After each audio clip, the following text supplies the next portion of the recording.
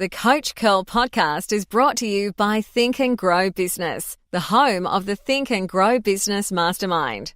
If you're serious about growing your business, get serious and join a mastermind group today. Find out more at thinkandgrowbusiness.com.au. Hey there, it's Tony here, and welcome to episode 98 of the Coach Curl podcast. Today, how can you apply the 99.4% success rate into your life? We're going to look at this. Stay tuned. Way to go, guys. Way to go. Keep it going. Good job, guys. All right, Paul. I see you. All right, finish on. Coach Curl. Great job, guys.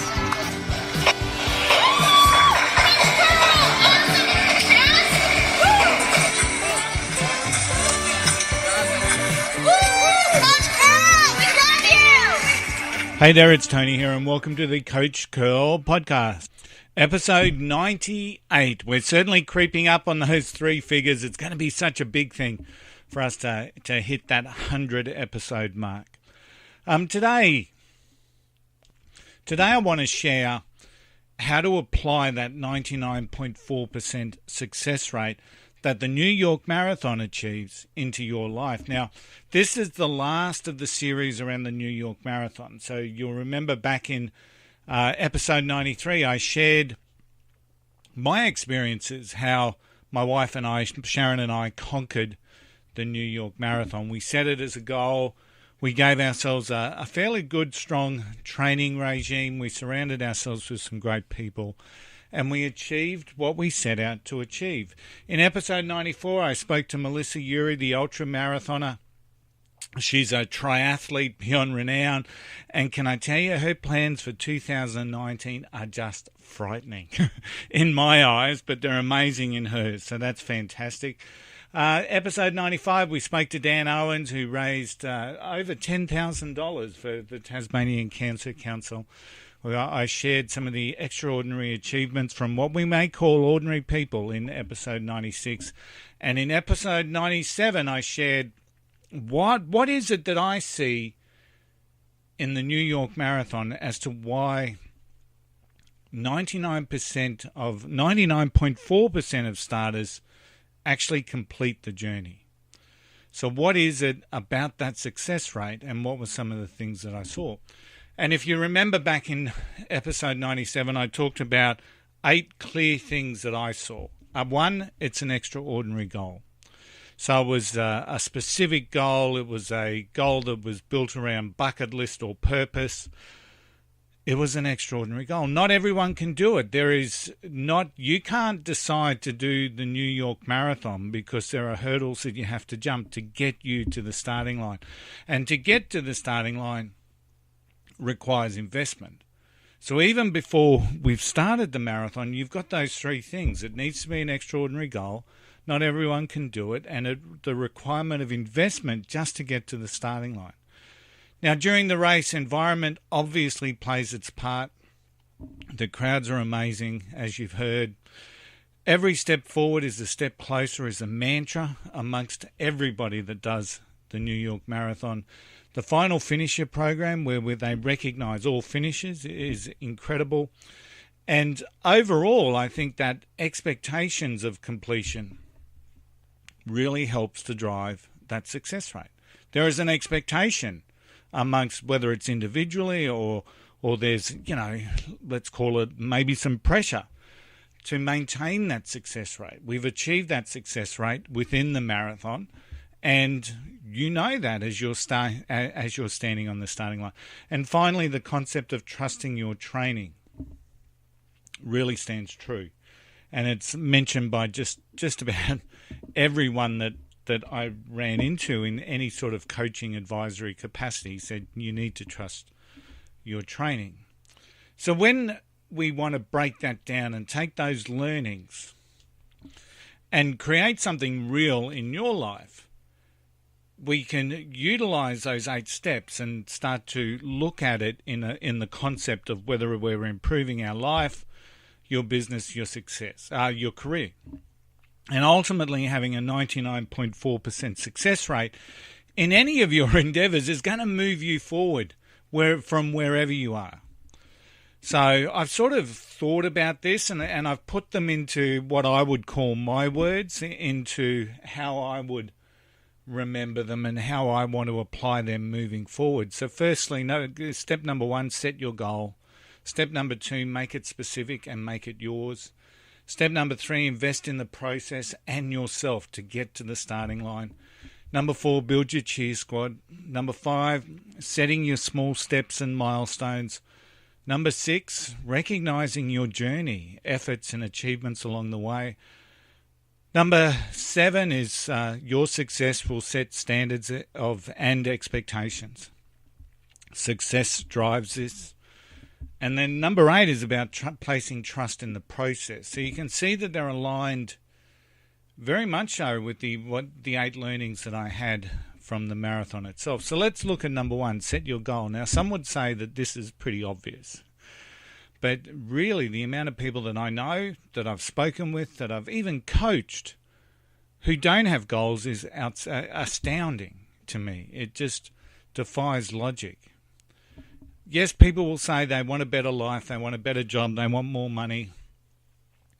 But often their lack of achievement comes down to the fact that they're simply not setting goals or writing down goals. They've got this genuine, general desire to improve themselves, but nothing's clear. And when you set a goal, things become clearer. Now, the New York Marathon starts with a goal, and it's often a very broad-based goal without any clear picture on what to do and how to achieve. But we start to bring that down. It starts with an idea, and then from that idea, we create a goal. And it's a goal that should make you a little bit nervous, and it's definitely a fact that the goal should make you better. But it's pretty clear that everything starts with this goal. Now, people still set goals and fail. So it's not just the goal that counts. The goal has to be, and this is step number 2, the goal has to be specific and it has to be yours. It has to align with, you hear people talk about finding your why or finding your purpose. It has to align with whatever it is that you want to achieve. It must be your goal. For a goal to work, it must be your goal. The goal, the dream, has to be specific. It can't be anyone else's. It must be what you want to achieve. And one of the steps that we would do this is to have some honest reflection and visualize what it is that you want in your life, your business, and your career. We want to build some emotion into it. We want to create desire.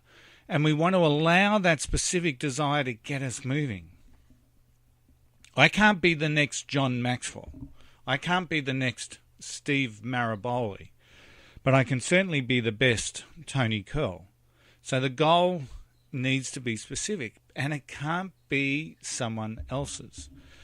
And when we visualize, we start building that picture of success. And this actually kicks into step number 3. This kicks into the investment process. Because the investment process is incredibly important. Because everyone that's standing on that New York starter line understands the investment that they've made. Whether it's a monetary investment, whether it's a training investment, whether it's a sacrifice investment. They know that. But visualizing starts the investment process. And this is when we start investing in the process. We start seeing ourselves do it and achieve it. And this commences that emotional investment. I'm sure you've heard that term before, the emotional investment. And this fires up the neurons and starts driving us to action. Now, John Maxwell talks about the law of sacrifice. To go up, we have to give up. And it is a fact of life. As we move up in our careers, we are giving up as we go. We're giving up things. We're giving up people, potentially, as we move up. And it's most visualized in careers. So as we move levels, often the people we shared camaraderie with at one level are left behind. It doesn't mean we stop caring about them. Absolutely not. We still care about them. But your circle changes. The people that you interact with, that you network with, changes. But it means that you care about what it is that you're achieving. So if you want to stay at that level, that's cool. You'll find yourself staying in that level. But if you want to move up, often it means you have to give up. So what do you have to give up to achieve your best? What do you need to sacrifice, for want of another word, to continue to grow and become the best person that you are? So we invest emotionally, we invest in sacrifice, and we need to invest in financially. Now, many times I've dealt with people starting their own businesses or wanting to grow their business that really choose to opt out of the financial investment. You know, people want guarantees. If I pay you this, what's my guarantee of success? Well, there is no guarantee of success. But when you invest financially, it puts skin in the game and it increases the likelihood of success. Can't guarantee success because success is really driven around your actions and your intentional actions, not just mindless activity, which a lot of people will do within their businesses, but it's intentional action. We see people opting out of the financial investment, choosing to make do, choosing to opt for, free advice and free programs. There's plenty of them out there, and that's all well and good. I'm not criticizing those people whatsoever. But often the level of investment that we want to make will determine the level of success that we want to make. So, but often, and in reality, it's all about that skin in the game. We do that by investing in people. We do that by investing in programs. It's about surrounding ourselves with the right environment, whether it's people, programs, coaching, skill set. Every time we bring someone into our business, there should be that investment process. You're investing in them to make your business grow. So don't invest blindly is a tip, but we want to invest wisely. But don't be so wise that we procrastinate and don't make that step to actually doing the investment. Skin in the game helps us remain motivated. And once again, when you think about the New York Marathon, you're thinking about the investment in training. At a bare minimum, you're looking at 12 to 13 weeks of training to get to the starting line. We invest in the entry method, whether we're lucky in a lottery or whether we've had to invest through some of those other programs that we spoke about, running 9 races, volunteering for 1, raising money for charity, a guaranteed money. You've got to raise $2,600 to run in there, to be able to run under their designated charity. We invest in getting there in terms of marathon tourism. We invest, and everyone at that starting line knows the investment that they've made.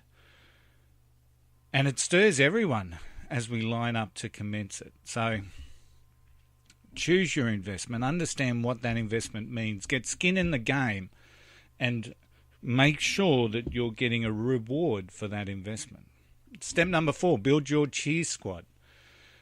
Now, just like in the marathon, the cheer squad is lined up. They're motivating you. They're pushing you onwards, upwards. You hear some of the interactions with the crowd in our new intro music. We've taken some of those sound bites that we were lucky enough to grab as we've gone around the course. And you can hear it. You can hear the encouragement. You can hear the challenge. You can hear people calling people out, challenging them to keep going. And that's what you need. We all need a cheer squad, a cheer squad that lifts us, challenges us, and motivates us. So build your inner circle, build your cheer squad with people that want to stretch you and will stretch you. Be in the better room. People that have succeeded in what you want to achieve may be a good place to start. People that will help you maintain clarity, and people that won't let you give in. A cheer squad helps keep you directed and helps alleviate that concept that we have of shiny things, the distractions that come around. Another aspect you may want to think about is that you may want to create a cheer squad of people that are just a little bit ahead of you in whatever that means for you. See how, and that keeps us motivated to keep achieving. You know, just like in a race, you start pointing people out and you're saying, okay, in the next mile, I want to catch that person in the blue hat. Okay? So you start stretching yourself and motivating yourself by people that may be just a little bit ahead of you. Now, our environment is important, and you do have the ability to create your own environment for success. Step number 5 is all about small steps. Now, the beauty of setting milestones and small steps is you're setting off on a journey, but you're getting used to achievement. So, and depending on what those small steps are, one step in front of the other, you start getting used to achieving. So every journey should include milestones, every journey, because if it doesn't, the goal's not big enough. So if you want to lose weight, whether you want to lose weight or move up in a career or double your business, it's all about small steps along the way. It's when we hit the milestones that our brain will actually reward us. And one of the little secrets out of Napoleon Hill's Think and Grow Rich is once you know this, you can replicate it time and time and time again. You're being rewarded for your success. And it's all about small steps. Step by step, one foot in front of the other. Just as you cannot go from start to finish in a 42-kilometre marathon immediately, the journey is one of many steps. One foot in front of the other. And your journey should be too. So map out the journey. Along the way, stop and reward. You will do that naturally. It's this little thing that we love called dopamine. The more steps you make, the closer you get. So continue that, one step in front of the other. Number 6, recognizing your own achievements and efforts. Now, the final finishes program in the New York Marathon is so important. It recognizes everyone that completes the course. Everyone has a story and everyone has a reason for finishing. And along the way, they've probably given themselves many reasons to stop. But it's that one reason to continue on that keeps them going. And so along the way, you've got to be recognizing and rewarding in some ways your own efforts and achievements. And along the journey, you should be doing the same. Recognizing the efforts and the journey and enjoying it is important. And think about this if you're leading a team in whatever it is that you do for a living. Think about how this works for you. Do you only recognize your star performers? How do you create an environment where everyone is putting in maximum effort, like the New York Marathon? Everyone's putting in effort. How do you create that environment? Because you want to reward and recognize effort. And yes, you may get some people that get better results, just like we do. Some people will run the marathon in 2 hours 10. Other people will run it in 7 hours 30. We still complete the course. So recognizing your efforts is really important. So think about that from a work aspect. How can you create that environment within your team where you feel comfortable and trusted that you're going to be rewarding effort? Because if your team's like many teams, you've got some star performers and then you've got some other people that aren't even putting in the effort. And I can understand if you're sitting there right now saying, Tony, I don't want to recognize the effort of people that aren't making the effort. And my call would be don't. But my challenge to you as a leader and a manager, how do you create that environment where they are? Number 7 is success sets expectations. And as you start hitting the milestones, you start to build success within you. And success will shift and help you shift your mindset. But it will also help drive expectations as you follow the journey. Now, every now and again you might stumble. Every now and again you might fail. But you're creating this expectation of success. So even when you stumble, even when you hit an obstacle, because you're expecting success and you're driving success, you'll look for the way to create that success. Your own success builds these expectations, and having your cheer squad aligned helps with those expectations as well. So start building your history of success, as with it you will see your actions increase and your success increase along with your expectations. Now, the final step is all about trusting the process, as you have to trust your training that got you to the starting line of the New York Marathon. You have to trust the process that we've just outlined.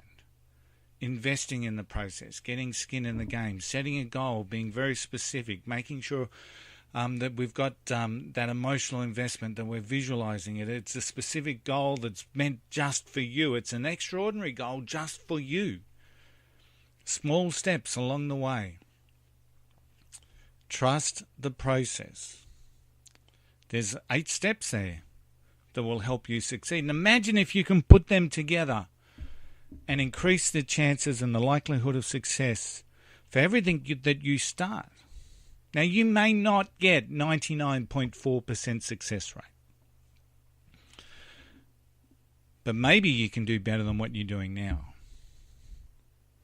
So what would that look like in your life? And what are the next steps? What are the next actions that you should be taking? Hey, that completes the series on the New York Marathon. I hope you've enjoyed it. I hope you've taken away some of the value that I've shared. I hope that you've been inspired to take some massive action in your endeavors coming into 2019. Now, just so you know, Sharon and I are running the Chicago Marathon this year. And along the way, I'm going to be taking some new steps with the Coach Curl Academy. And Think and Grow Business will be launching into some very specific markets, because we're going to apply those 8 steps. We'll be applying the 8 steps to continue to build momentum, progress, and achieve more success. And I hope that you can too. And if I can be of any help and support, please contact me. Just Tony at coachcurl.com. Flick me an email if you've got any feedback around what you want to hear or listen to on this podcast. Please do. Always welcome feedback, and every piece of feedback gets recognized in some way, shape, or form. Hey, look, a big shout out to my team at Think and Grow Business. It has been another good year for Think and Grow Business. We strengthen leadership, mindset, and business. We're improving the performance of people in business. So check it out at thinkandgrowbusiness.com. Don't forget, I've got that book out. It's called Seriously Simple Stuff to Get You Unstuck. Watch out. There'll be another couple of books, hopefully 2 books in the coming year, but definitely 1. So Seriously Simple Stuff to Get You Unstuck is available where all good online books are sold.